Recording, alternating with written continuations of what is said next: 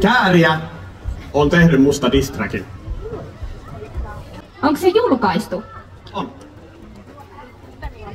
Tää on valhe. Tää on totta. Tää on oikeesti totta, pistä mulle. Joo. Mä haluan kuulla, mä en usko tähän.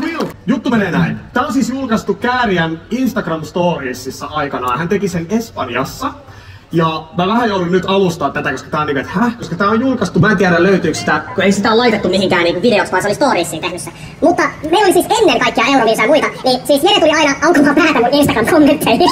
Ei, kun meillä tuli semmonen jännä dynamiikka jossain, koska mä kuuntelin, siis mä oon yksi niistä harvoista, joka kuunteli Kääriää ennen Euroviisoja.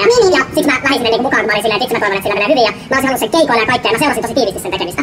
Niinku ennen Euroviisoja. Ja mä sen seurasin, niin sit sen jälkeen se seurasi mut, ja sit meillä tuli semmonen, että se tuli sinne aina aukaista, että nyt sä lähdet pois täältä. Kaikkea tämmöstä. Sitten jossain vaiheessa meni siihen, että se oli lomalla Espanjassa ja se teki silloin semmosen diss-trackin ja sit se niinku odotti siihen vastausta, mutta mä en ikinä sit kerennyt siihen mitään vastaamaan. Mut nythän se pitäisi löytää jostain. Että, niin, mut se on oikeesti, siis tämä on oikeasti tapahtunut. Mut se oli semmonen tosi läppä homma vaan silloin.